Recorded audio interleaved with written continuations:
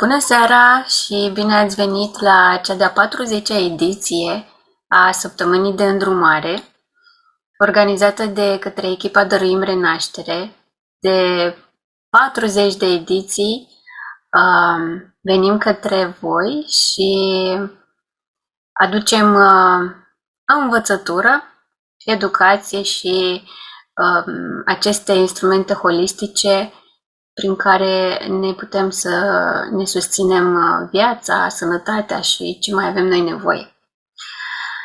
Tema din seara aceasta și din această săptămână de îndrumare sunt cele 5 răni emoționale și vom vedea cum putem să le abordăm din perspectiva aceasta holistică.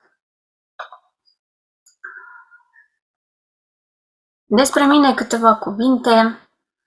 Sunt reflexoterapeut din 2006 și practic terapia de regenerare celulară în cabinetul de terapie în care activez.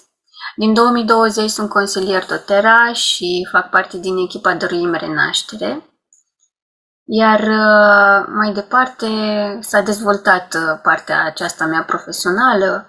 În 2021 trainer, organizez ateliere, în 2022 consilier dezvoltare personală și am îmbogățit portofoliul cu mai multe tehnici de dezvoltare personală, numerologie, constelații sistemice individuale, totul ca să vină în susținerea clienților care au nevoie de susținere. Cum am ajuns eu la uleiurile esențiale? În 2020 aveam o probleme de sănătate și fiind pandemie, n-am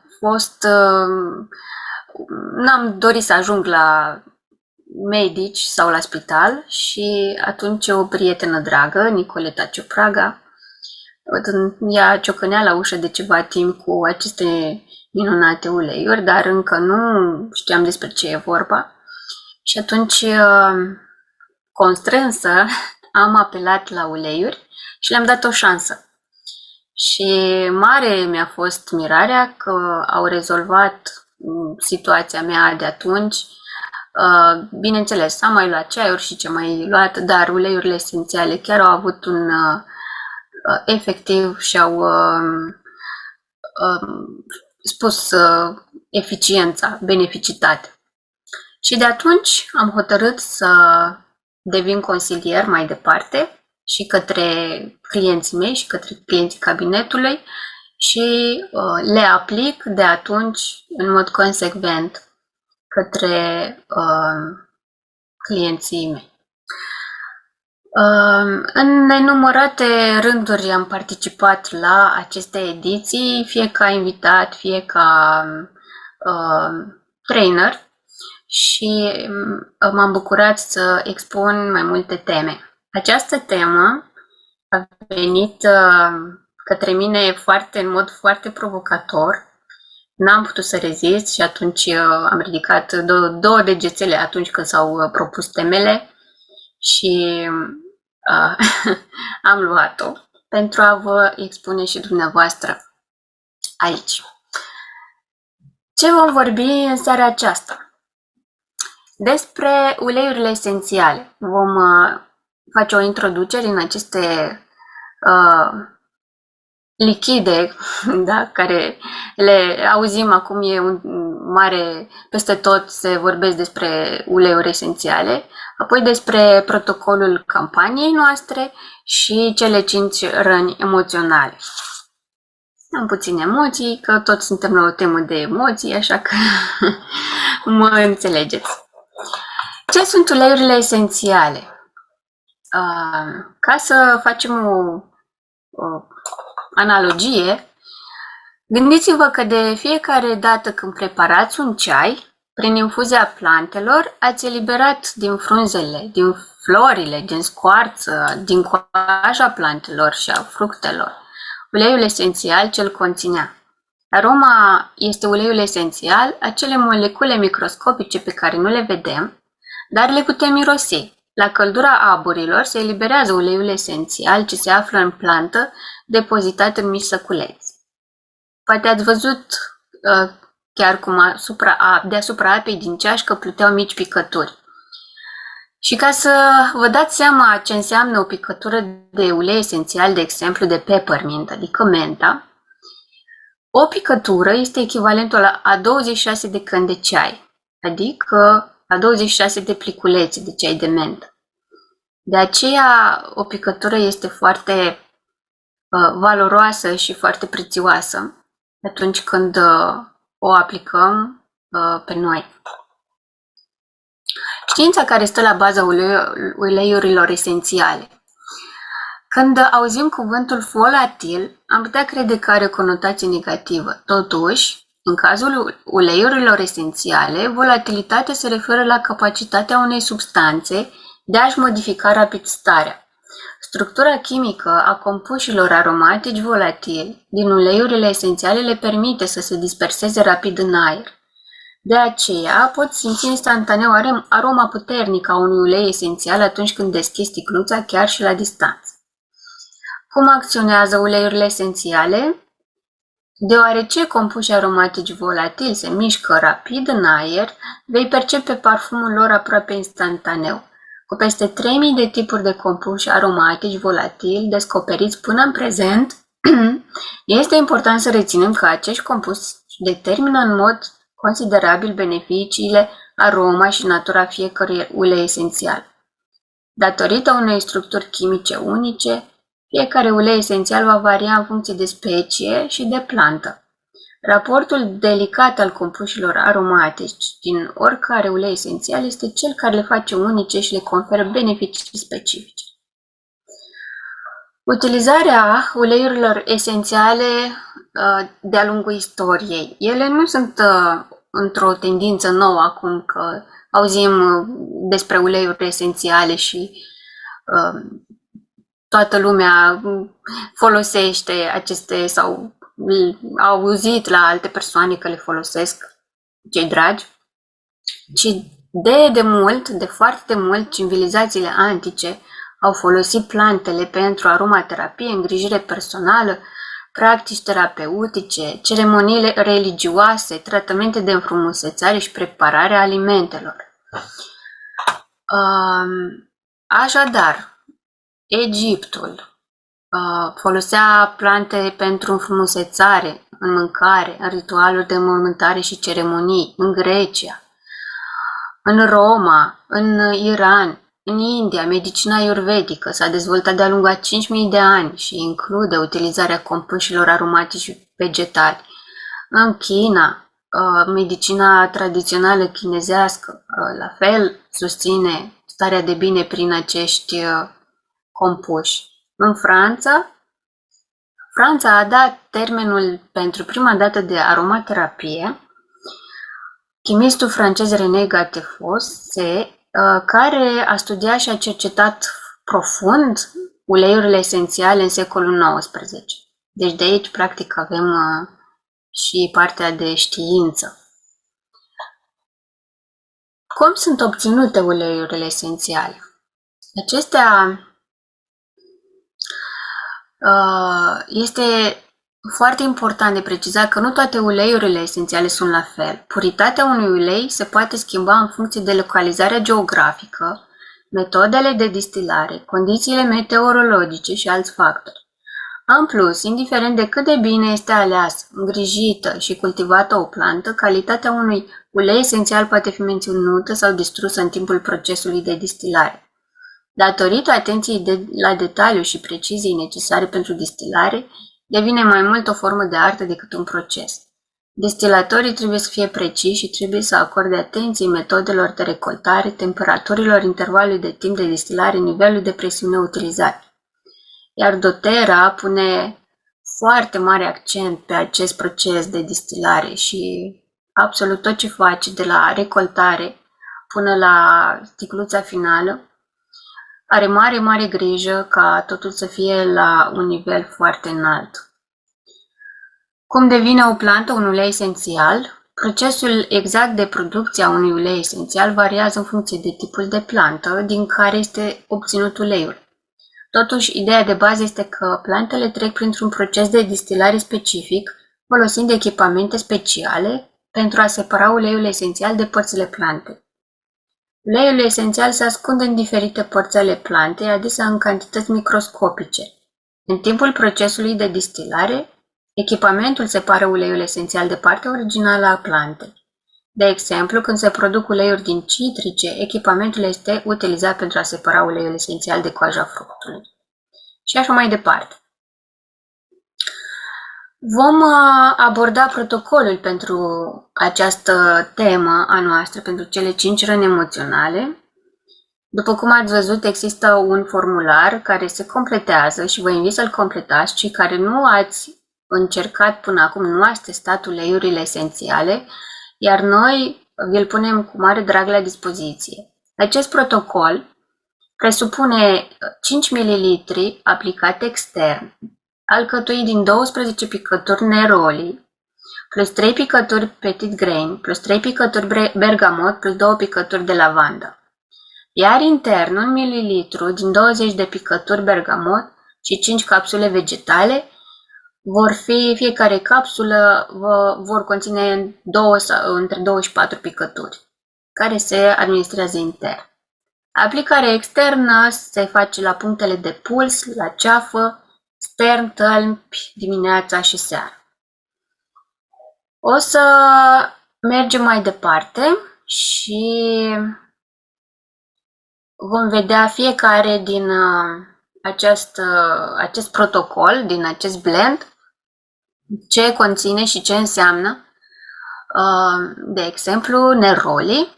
Fiecare ulei susține fizic, emoțional, mental și spiritual. Da? De exemplu, neroli susține pe partea fizică în dezechilibre sexuale, echilibru cortizolului, susține sănătatea pielii, memoria și concentrarea, sănătatea inimii, în menopauză echilibrul estrogenului, în stări nervoase extreme, în crampe menstruale și de mușchi. Aici vedeți și cum se aplică la fiecare situație. Echilibru digestiv. Bineînțeles, se diluează conform vârstei și sensibilității pielii.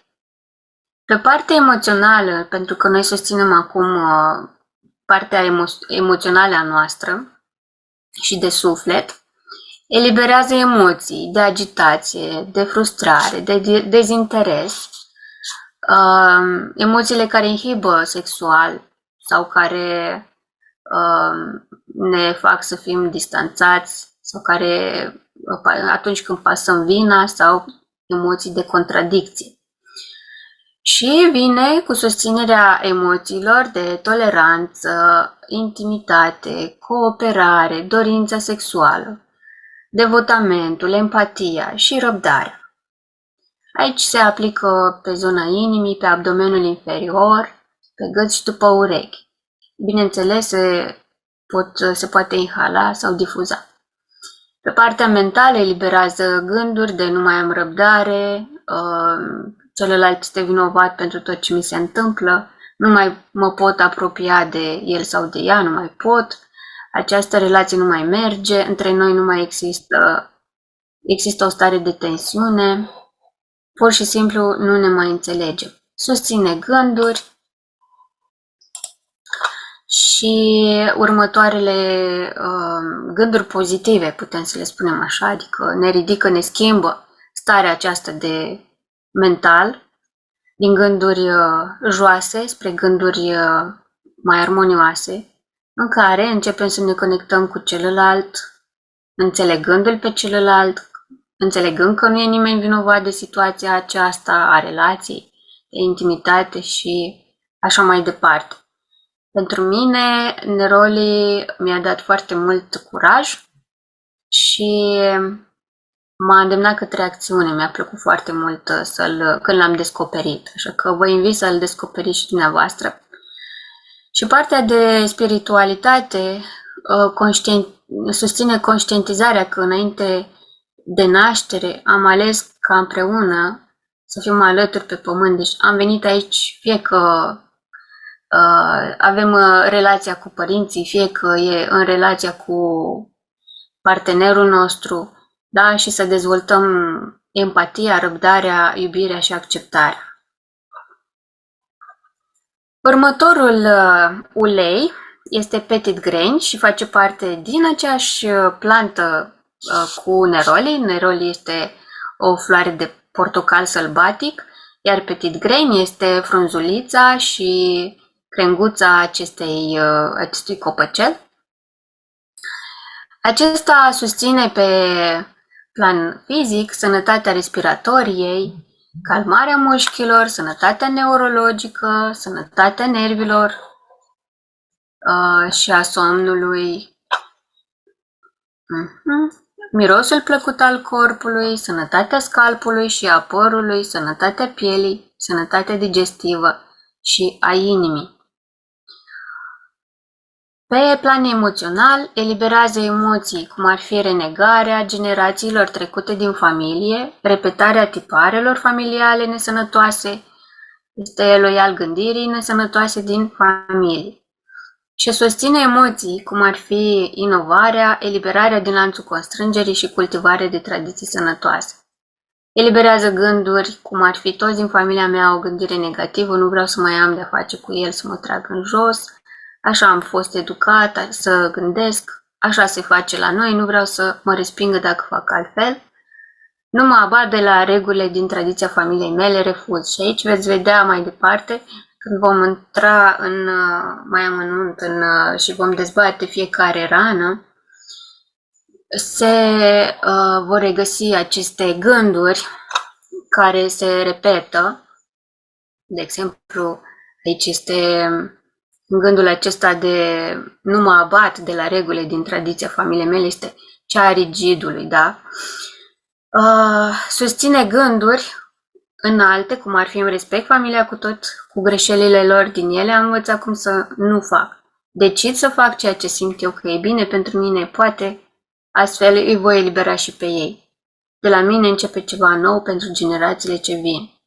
Și bineînțeles susține și pe plan spiritual. Iar afirmația acestui ulei este totul începe de la mine. Bergamot este un alt ulei care face parte din acest protocol pe care noi l-am propus. Pe plan fizic susține depășirea dependențelor, somnul sănătos, calmarea mușchilor, sănătatea respiratorie, sănătatea pielii și apetitul alimentar scăzut.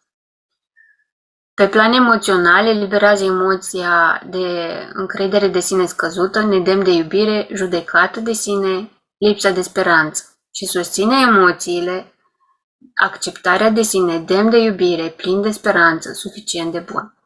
Și eliberează gândurile, nu sunt suficient de bună, nu mă vor accepta niciodată, nu sunt la fel de bun ca și ei. Nu sunt curajoasă, nu pot să mă arăt lumii, nu mai sper la nimic. Și susține gândurile înalte, sunt unică și am propriile mele calități. Îi voi întâlni pe cei ce mă acceptă așa cum sunt optimistă și cred că totul va fi bine și arăt exact lumii ceea ce sunt și nu mă tem. Afirmația este am încredere în mine. Și ultimul ulei care l-am propus este lavanda, binecunoscuta lavandă. Știți foarte bine ce miros plăcut are, iar această plântuță susține fizic, somnul sănătos, stresul, arsuri, este foarte bună pentru piele atunci când suferim arsuri solare sau cicatrici, colici la bebeluși agitați, febra fânului, întăieturi, răni și erupții, înțepături de insecte, tensiune arterială și dureri de cap, migrene. Emoțional, eliberează comunicarea blocată, teama de respingere, îngrădire, tensionarea, gândurile repetitive, lipsa sincerității emoționale, ascunderea, teama de expunere, a te simți nevăzut, neauzit, neiubit, nesigur. Susține emoțiile înalte, de comunicare deschisă, calm, expresivitate, sinceritate emoțională, conștiință de sine, împăcare cu sine. Iar mental eliberează gândurile, nu spun ceea ce simt, poate mă fac de râs sau mă vor crede slabă, ciudată, nu sunt așa de avansat ca ceilalți, nu mă vede nimeni, nu bagă nimeni în seamă ce simt eu, mai bine tac, știu atât de multe, am trecut prin multe și nu le pot spune altora, îmi vine, dar nu pot. Și susține gândurile, sunt liber și arăt lumii ceea ce simt, ce cred, prin ce trec și prin ce am trecut. Mă exprim liberă, sunt oameni ca și mine și au nevoie de experiențele mele. Îmi arăt adevăratele simțiri și vulnerabilități pentru ca și cei din jur să poată facă asta spre vindecarea întregii lumi. Afirmația este: mă iubesc necondiționat, sunt răbdătoare cu mine însumi și aleg să înflorim cu toți. Acestea sunt uleiurile care fac parte din protocolul nostru. Așadar, vom merge mai departe ca să înțelegem de ce am ales aceste uleiuri și cum ne pot ele susține în ce situații. Această temă, și anume cele 5 răni emoționale, ne împiedică să fim noi înșine și interpretăm experiențele prin intermediul lor. Absolut fiecare rană de care vom vorbi este percepția noastră. Absolut nu are de-a face cu nimeni altcineva din exterior decât cu noi. Și mi-a plăcut foarte mult atunci când am citit aceste cărți ale Liz Bourbeau, pentru că ea este autoarea acestor concepte și a descoperit și ni le-a oferit împreună cu întreaga ei echipă de cercetători. Eu vă invit să le citiți și să le studiați, vă invit la studiu propriu, pentru că ce voi face acum, voi expune sinteza sintezelor în timpul limitat pe care îl avem. Și e mult mai frumos atunci când le descoperiți de bunăvoie și vă treceți prin filtrele dumneavoastră. Ea spune în introducere că aceste răni sunt ca și rănile fizice. De exemplu, dacă ne lovim la mână sau la picior, repede știm să ne îngrijim rana și punem un pansament. Însă, dacă ar fi să ne gândim la rănile sufletului, acestea cum le pansăm, cum avem grijă de ele? Și nu prea ne-a învățat nimeni să facem lucrul acesta. Nu știm cum, nu știm ce.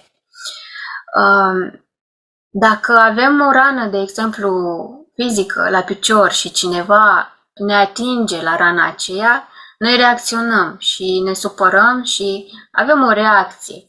Ei bine, acel om nu știe de noi că noi avem acea rană. Așa se întâmplă și cu rana sufletului.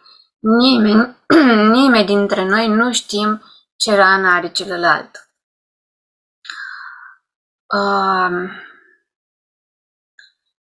Aici avem triunghiul vieții și ilustrează faptul că ceilalți se comportă cu tine exact așa cum te comporți tu cu ei și cum te comporți tu cu tine.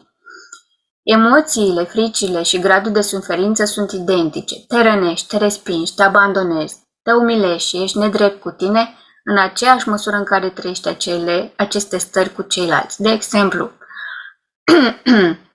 în aceeași măsură în care eu mă iubesc, îi voi iubi pe ceilalți, iar ceilalți mă vor iubi pe mine.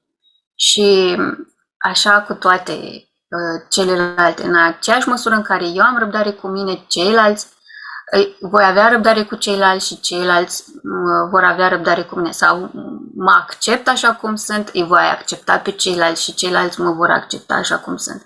Deci este un triunghi în care se aplică acest joc, da? Aceeași măsură. Și este foarte interesant și foarte benefic să avem în atenție și să fim conștienți de lucrul acesta, pentru că așa cum mă port cu mine sau cu ceilalți, așa se vor comporta și ceilalți cu mine.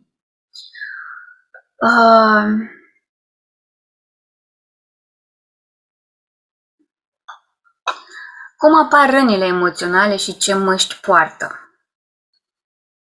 Sufletul vine, autoarea spune că sufletul vine pe acest pământ pentru lecții, ca sufletul să devină mai bun, să evolueze, da?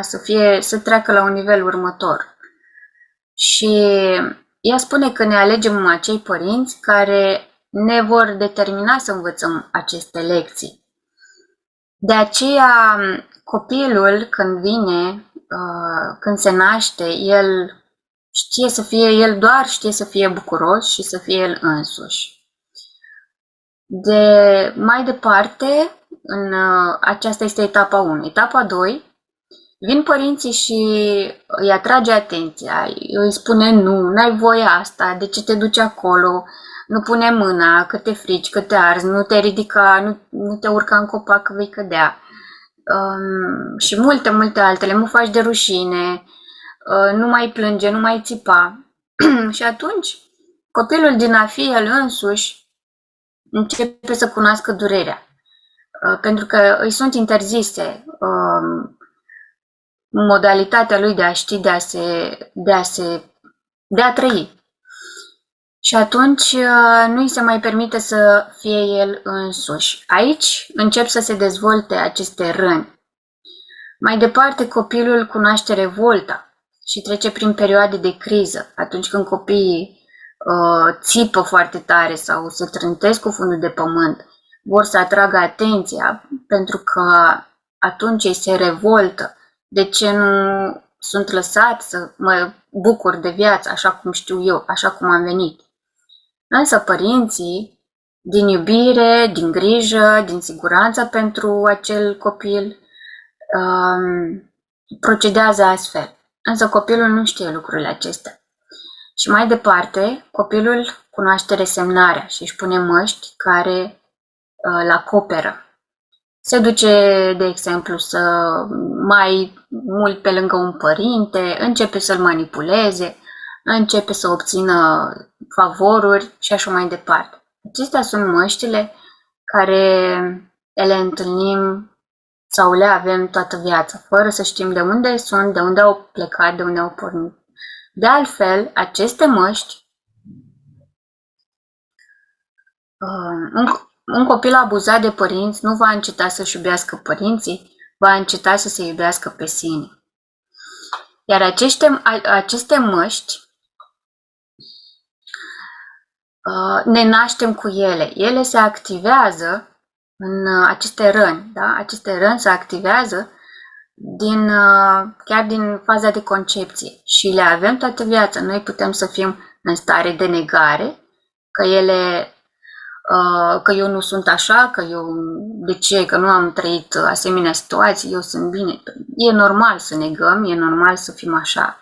Însă dacă trecem la un studiu individual al nostru și la autoobservare, descoperim că le avem pe toate.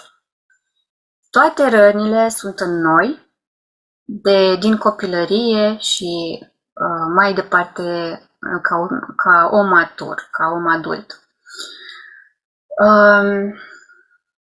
Una sau două dintre ele sunt dominante și o să vă pun la dispoziție un chestionar, un test, prin care să aflați care dintre aceste răni sunt dominante. Mie mi se părea, după ce am studiat și am pregătit această prezentare, că le-am pe toate. Deci e nevoie de un test ca să vedem care este mai dominant. Și să vedem ce mască poartă fiecare rană. Respingerea determină rana fugarului, abandonul determină rana dependentului, umilirea determină masochistul, trădarea determină masca dominatorului, iar nedreptatea determină masca rigidului. Și măștile pe care le creăm pentru a ne apăra sunt vizibile în înfățișarea noastră exterioară. Corpul este atât de inteligent încât găsește întotdeauna un mijloc de a ne arăta ce anume avem de rezolvat. De asemenea, Les Bourbeau spune că nu există oameni răi în această lume, ci doar oameni care suferă.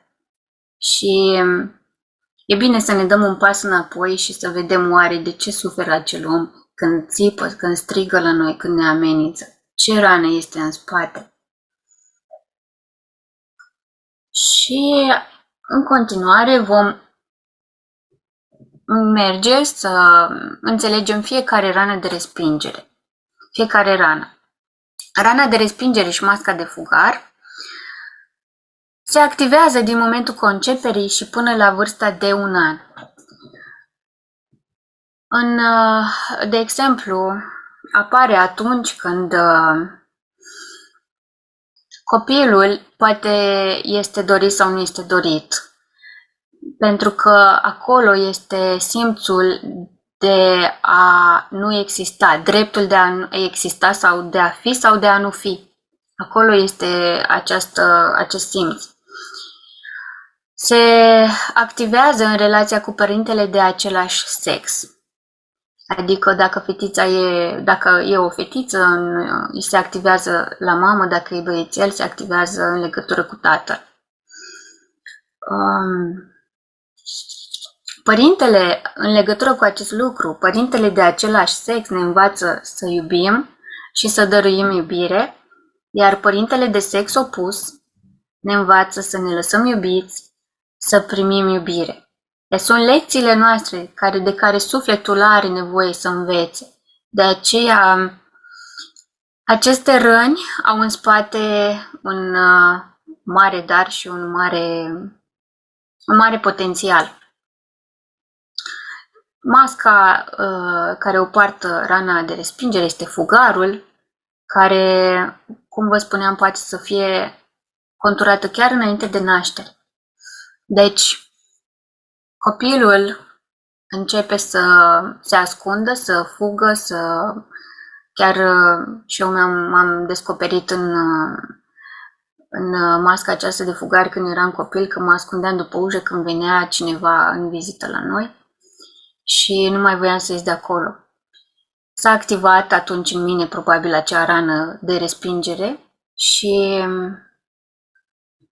probabil când am fost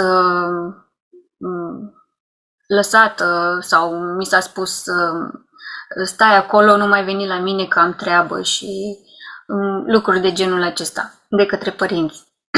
Cum sunt corpul și ochii fugarului, este contractat, este subțire sau fragmentat, cu ochii mici, temători sau îți dau impresia că poartă o mască în jurul acestora. Se mai spune și acea expresie, ești piele și os și nu vrea să ocupe mult spațiu. Se simte stânjenit sau îl vezi într-un colț și nu ține nicio discuție cu nimeni.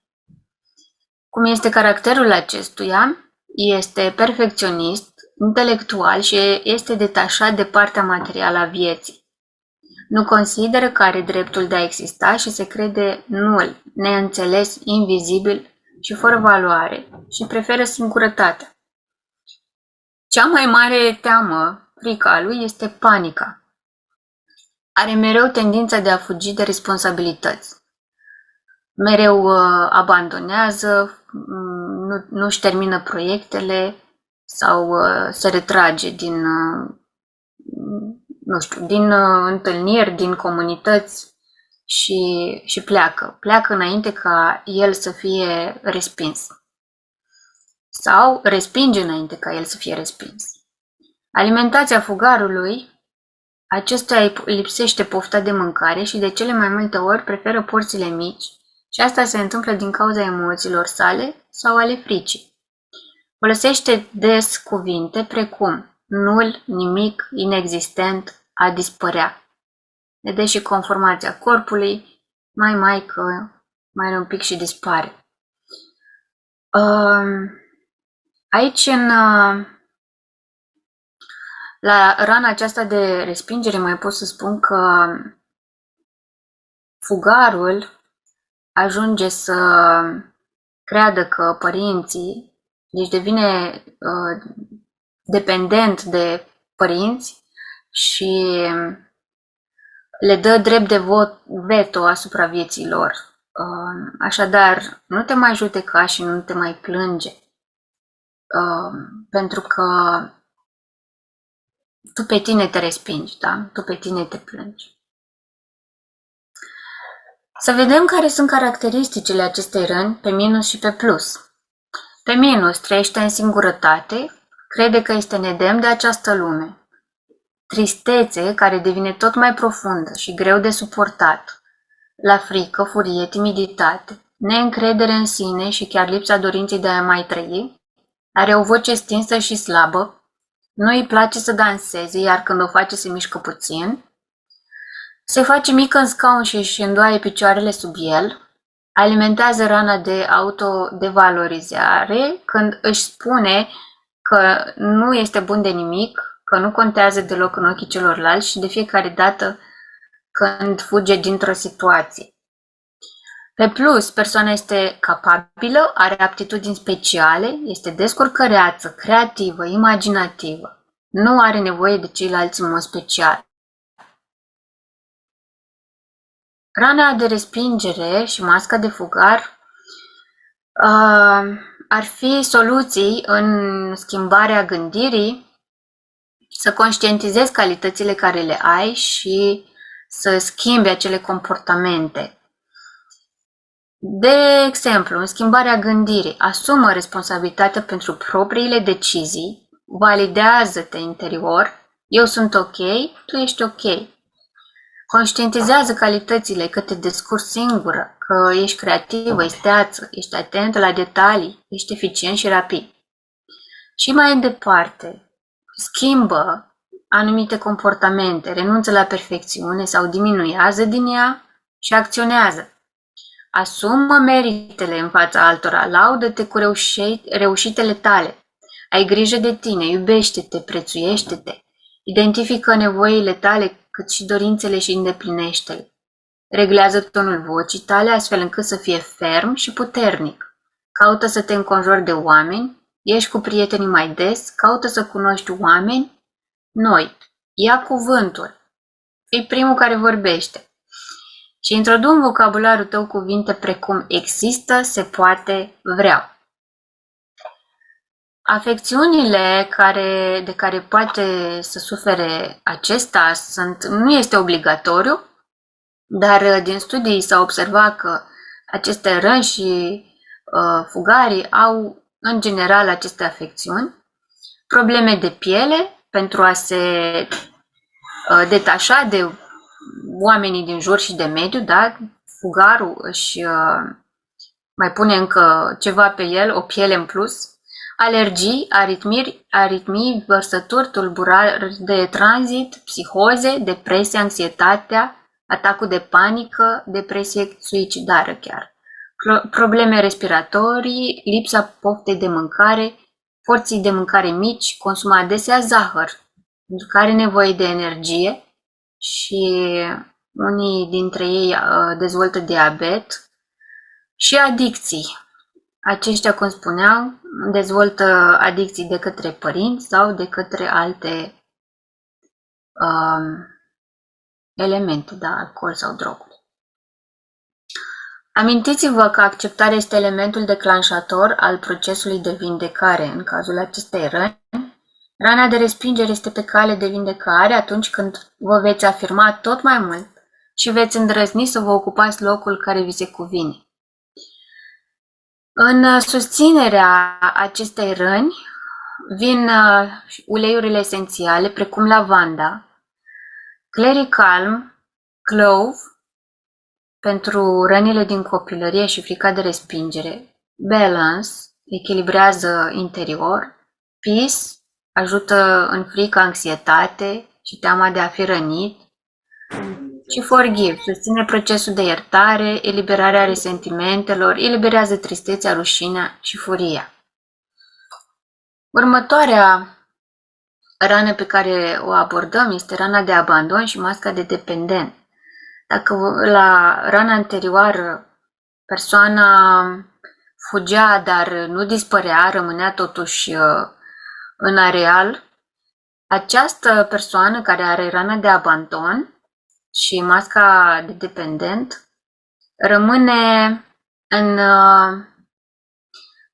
sunt acele persoane care acceptă să stea în relații abuzatorii, copiii abuzați foarte tare de către părinți și rămân într-o dependență, nu au putere să plece. Dar nu au putere să plece din acea relație sau de la acel job. Această rană se dezvoltă între 1 an și 3 ani în relația cu părintele de sex opus. De exemplu, dacă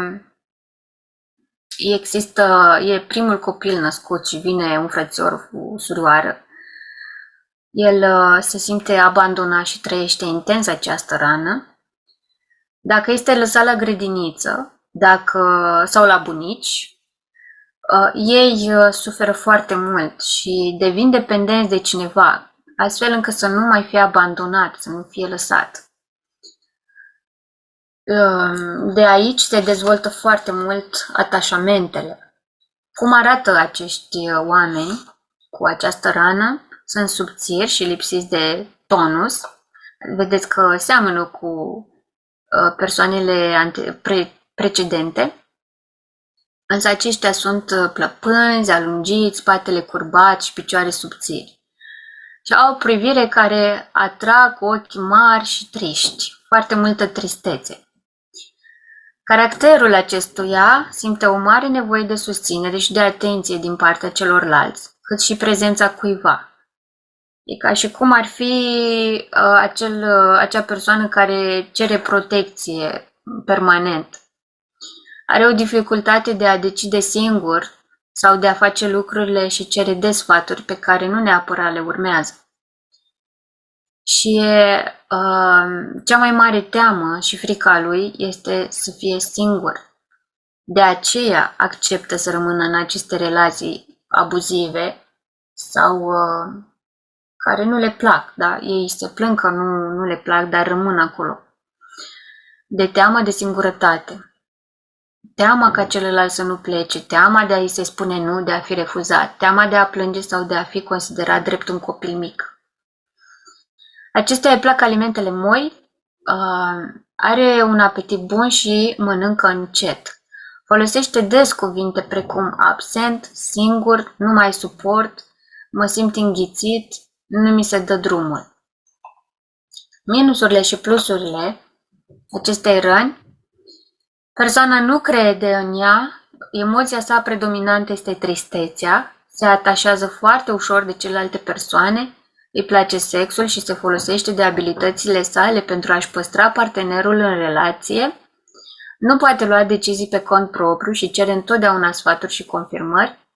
Victimă, nevoia de prezența cuiva, tristețe, plânge ușor, cere sfaturi pe care nu le va urma neapărat și pot fi acei clown care fac orice, numai ca persoană să stea lângă ea. Pe plus, știe ce vrea, este tenace, perseverentă în cererile ei, nu renunță când este hotărâtă să obțină ceva, este veselă, sociabilă, inspiră bucuria de a trăi, are capacitatea de a ajuta pe ceilalți, se manifestă pe toate perioadele vieții, când părintele devine dependent de copil. Rana de abandon și masca de dependent, ca și soluții și moduri de implementare în schimbarea gândirii, asumă responsabilitățile pentru propriile decizii, crește încrederea în sine și de spus eu pot să fac asta și de avut încredere, da? De crezut eu pot să fac asta. Conștientizează că știi ce vrei, talentele artistice, tenacitatea, perseverența, sociabilitatea, că îi ajuți pe alții și că nu renunți ușor. Și schimbă în comportament, în vorbirea zilnică folosește cuvinte precum eu pot, nu mai dramatiza evenimente din viața ta, ci analizează-le obiectiv, ai grijă de tine, iubește-te, prețuiește-te, ești din postura de victimă și din cea de salvator, reglează tonul vocii tale astfel încât să fie ferm și puternic, începe să iei cât mai multe decizii, și asumă-ți consecințele propriile deciziilor și nu te mai sabota singur. Ca și afecțiuni și recomandări pot fi încă din copilărie, este un copil bolnăvicios, slab sau plăpând, are dureri de spate, diabet, afecțiuni ale glandelor suprarenale, pancreas, oboseală multă, astm, bronșite, miopie, isterie, depresie, migrene, boli incurabile sau rare, probleme cu pancreasul, glande suprarenale, depresie, isterie, migrene. Ceea ce suntem și ce facem ar trebui să fie sursa fericirii noastre și nu complimentele sau susținerea pe care le primim de la ceilalți. Nici o vindecare nu este posibilă fără acceptare și iertare. Uleiurile esențiale care vin să susțină această rană este rose, este uleiul vindecător al inimii și susține vindecarea rănilor trecutului și vindecarea sufletului. Geraniu, uleiul iubirii, tămâia, uleiul adevărului și susține un atașament sănătos față de părinți. Și tămâia chiar lucrează pe atașamente și dependențe. Forgive, uleiul iertării, hope, să depășim situații și cu speranță, consol, mir și ylang ylang. Următoarea rană este rana de umilire și masca de masochist. Când se activează? Între 1 an și 3 ani, în relația cu părintele care s-a ocupat de dezvoltarea lui fizică, de obicei în relații cu mama. Masca este de masochist și arată ca și corp, cu față rotundă și deschisă, corpul este gros, rotunjit și mic de statură. Ochii sunt mari, rotunzi, deschiși, au acea inocență. Ei au surplus de kilograme pe ei tocmai ca să se facă văzuți, da? Ca să se arate că sunt și ei, să atragă atenția. Caracterul acestuia simte adesea rușine cu el însuși sau cu ceilalți sau e teamă că celorlalți să-i fie rușine cu el. Nu-și ascultă nevoile, deși le cunoaște și încearcă să controleze pentru a evita rușinea. Știți că rușinea pe scala, o să vă prezint în curând și scala emoțiilor. Rușinea și vinovăția au cele mai mici grade de conștiință. Deci au cele mai mici frecvențe.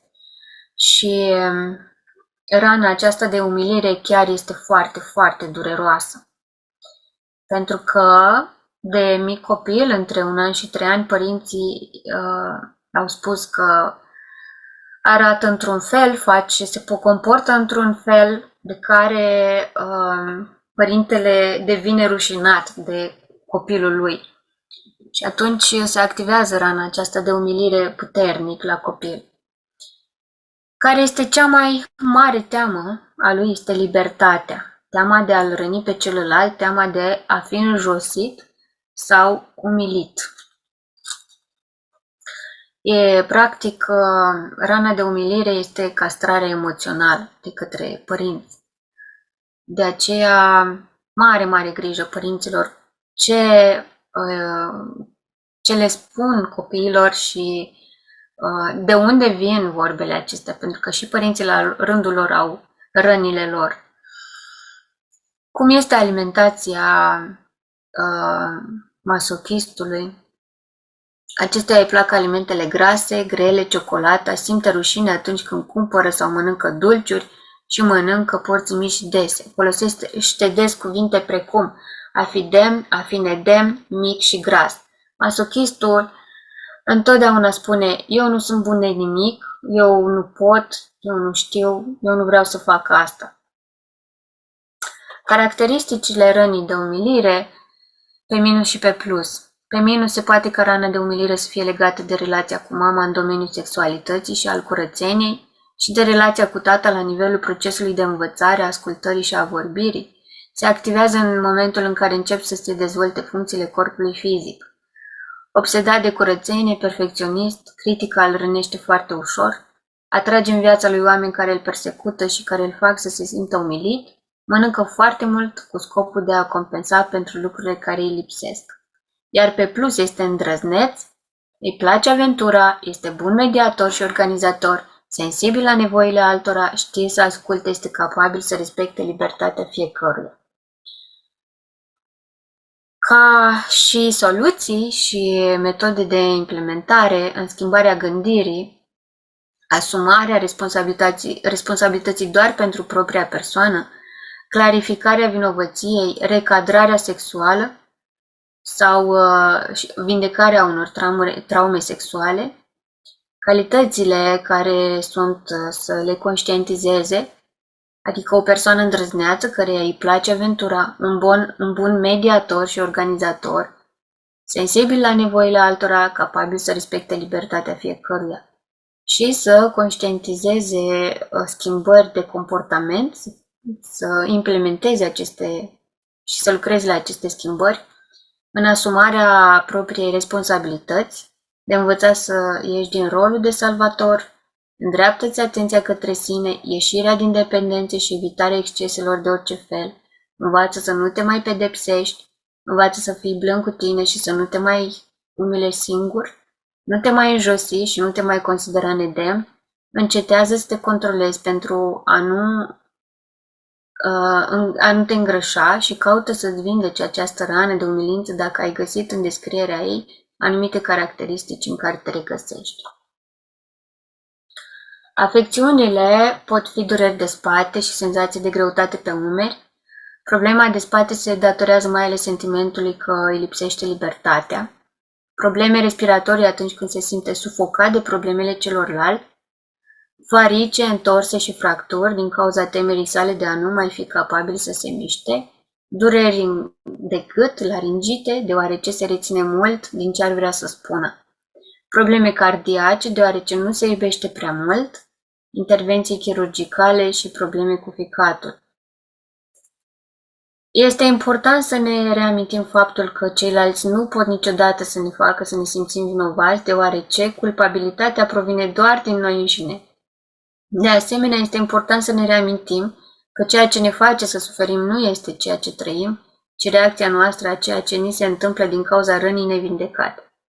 Uleiurile esențiale care vin să susțină această rană este bergamot, de care am mai și vorbit, este uleiul acceptării de sine, elimină sentimente de disperare și autojudecată, susținând optimismul și acceptarea de sine, încrederea, speranța.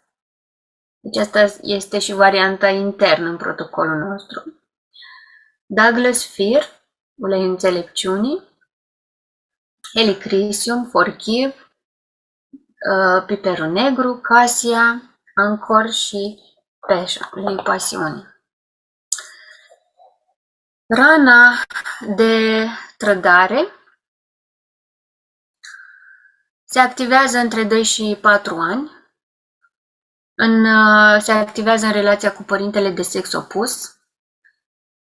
Această rană de trădare este foarte interesantă pentru că aici găsim complexul Oedip la fetițe și la băieței atunci când ei încep să-și dezvolte sexualitatea și devin geloși pe unul dintre părinți. Dacă cumva văd gesturi de tandrețe, de afecțiune între cei doi părinți, ei își activează această rană de trădare, pentru că ei nu mai sunt, fetița nu mai e prințesa tatălui sau băiatul, prințul preferat. De aceea ei încep să se schimbe, își pun o mască de dominator. Și atunci începe să manipuleze. Își manipulează mama, își manipulează tatăl. Și au nevoie de control. Sunt foarte, foarte buni actori. Și e foarte important, un lucru foarte important aici, când părintele promite ceva pentru ca copilul lui să facă și nu se ține de promisiune. Este o mare trădare, copilul resimte o mare trădare din partea părintelui și atunci se activează rana și începe să domine și să nu mai aibă încredere în ceea ce îi se promite. Corpul dominator îl inspiră forță și putere, cu pieptul bombat, privirea intensă și seducătoare. Ca și caracter, începe să pară și se consideră puternic și responsabil, nu? Și arată vulnerabilitatea și este sceptic, manipulator, nu reușește să își țină promisiunile și angajamentele, minte cu ușurință, are multe așteptări, dar este performant pentru a se remarca și acționează rapid. Inclusiv copilașii, da, dacă vă spuneam că dacă nu, părinții nu s-au ținut de promisiune, încep să mintă și să ascundă. Teama cea mai mare este renegarea, separarea și disocierea. Da? Deci vor să despartă și să renege, să separe. Alimentația acestuia îi plac condimentele și sărate, are un apetit bun și mănâncă repede, se poate controla când e ocupat, dar apoi poate pierde controlul. Da, acesta este mereu pe control.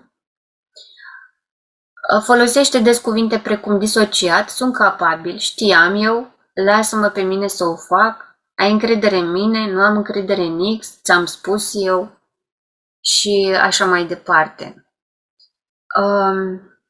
Rănile acestea, deci e foarte important să știm că sunt în câmpul emoțional și fizicul ni le arată, da? De aceea și conformația corpului este într-un anumit fel. E important să acceptăm aceste răni și să nu le considerăm ca fiind negative, ci să le acceptăm și să le mulțumim că ele există. Și datorită lor noi suntem și putem face anumite lucruri în viața noastră. Caracteristicile rănii de trădare pe minus și pe plus: părintele de sex opus nu și-a respectat angajamentul. Dominatorul este cel care are cele mai multe așteptări, deoarece îi place să prevadă totul și astfel să controleze. Întrerupe adesea și răspunde chiar înainte ca interlocutorul lui să fi terminat ce avea de spus. Deci acele persoane care nu te lasă să continui și te întrerupe înainte de a fi terminat ideea. Dominatorul este dintre toate cele 5 caractere cel care are cel mai des oscilații de dispoziție. Acum îl vezi vesel, acum trist, acum are această labilitate între dispoziții. Pe plus, este o ființă cu reale calități de lider, are o capacitate de a delega sarcini, ceea ce îi ajută pe ceilalți să se autovalorizeze, capabilă să treacă foarte repede de la un aspect la altul și să administreze mai multe lucruri în același timp. Acei oameni multitasking și ia foarte repede decizii. Moduri de implementare: în schimbarea gândirii, asumarea responsabilității pentru propriile fapte, clarificare mai exactă a trădării, de unde provine ce s-a întâmplat, da? Eu sunt ok, tu ești ok. Calități de conștientizat, știe să fie protectoare și calmă persoana aceasta, poate administra mai multe lucruri în același timp, este o persoană sociabilă și foarte talentată, are talentul de a vorbi în public și captează atenția, știe să capteze și să domine publicul.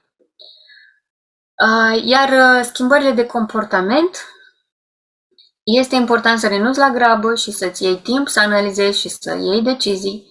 Analizează să ieși din a te minți singură, acordă-le permisiune celorlalți de a fi așa cum vor ei și renunță la a-i controla și conduce pe ceilalți. Înțelege că viața altora este a lor și nu a ta, recunoaște adevărul faptic, lucrează la teama de separare și ceilalți se pot schimba și înțelege asta.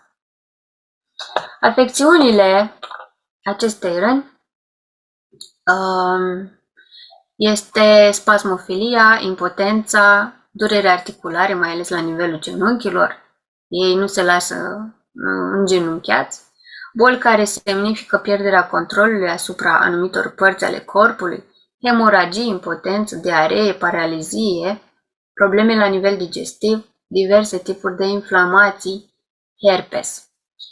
Amintiți-vă că principala cauza unei răni provine din incapacitatea noastră de a ne ierta pentru ceea ce facem nouă înșine sau a celorlalți. Cu cât este mai importantă rana de trădare, cu atât mai mult te trădezi pe tine însuți sau pe ceilalți.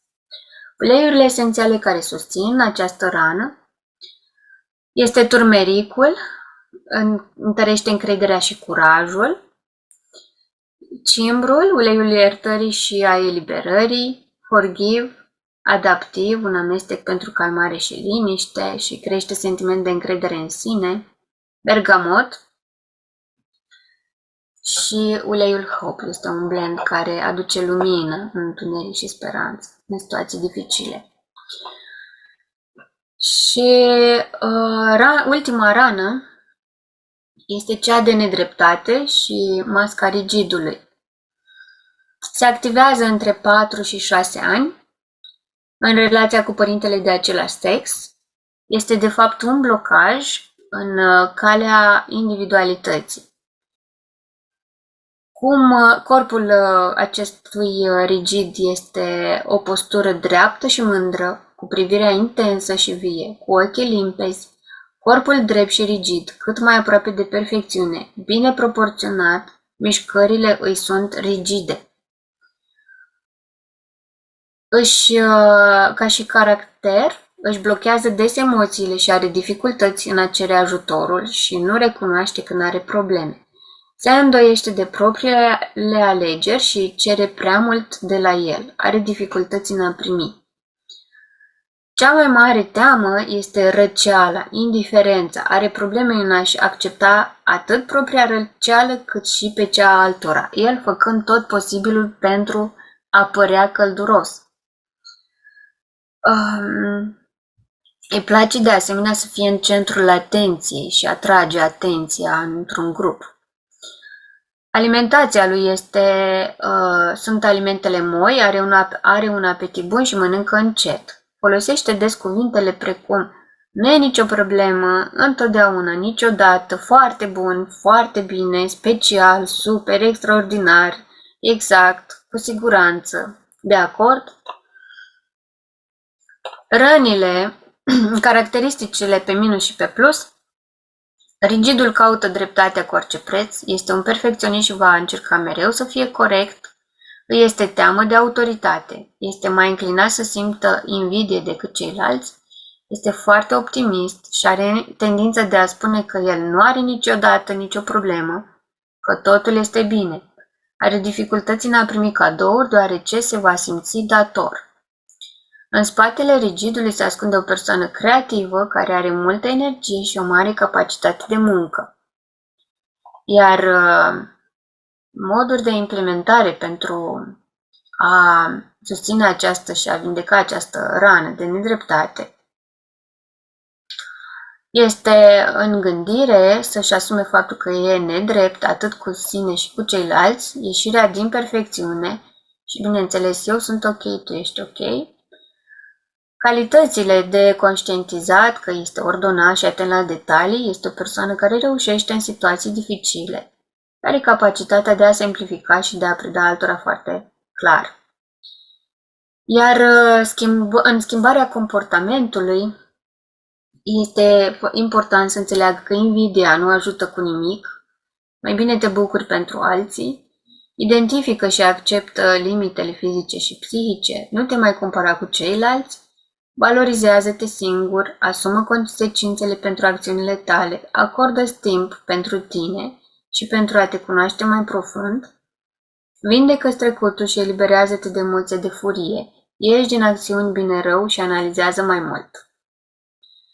Afecțiunile acestei răni pot fi, e clar, rigiditatea din corpul său, prin forme de anchilozare sau tensiuni în spate și în zona gâtului, își trosnește frecvent degetele. Este epuizarea fizică și mentală, epuizarea profesională, burnout, torticolis, constipație și hemoroizi, crampe, varice, acnee, psoriazis. Probleme de ficat sunt frecvente din cauza furiei refulate. Nervozitatea este frecventă. Destul de des suferă de insomnie și are probleme de vedere. Anorgasm la femei, ejaculare precoce sau impotență. Boli terminate cu ită, tendită, artrită. Probleme de piele, insomnie, vedere slabă. Rana de nedreptate este pe cale de a se vindeca Când vă veți permite să fiți mai puțin perfecționiști, să faceți greșeli fără să fiți furioși sau critici. Când vă veți acorda dreptul de a vă arăta sensibilitatea, de a plânge în fața celorlalți fără să vă pierdeți controlul și fără să vă fie teamă de judecată. Uleiurile esențiale care susțin această rană sunt zendocrin, ilang-ilang, geranium, align, console. Și vă vorbeam de harta conștiinței și aici vedeți, regăsiți în aceste rânduri de jos umilirea și rușinea, de care vă spuneam, umilire și rușine, apoi vinovăția și învinovățirea, apoi apatia și disperarea, mai sus durerea și regretul, frica, anxietatea, mai sus dorința și lăcomia, furia și ura, mândria și batjocura. Deci toate aceste sentimente, emoții care au o frecvență foarte, foarte joasă îmbolnăvește corpul. Iar ceea ce fac uleiurile esențiale este să te ajute să-ți crești frecvența în sus, da, de la slab înspre energic, de la forță înspre putere. Ca să te ții de aceste măști și să întreții aceste măști, ai nevoie de forță.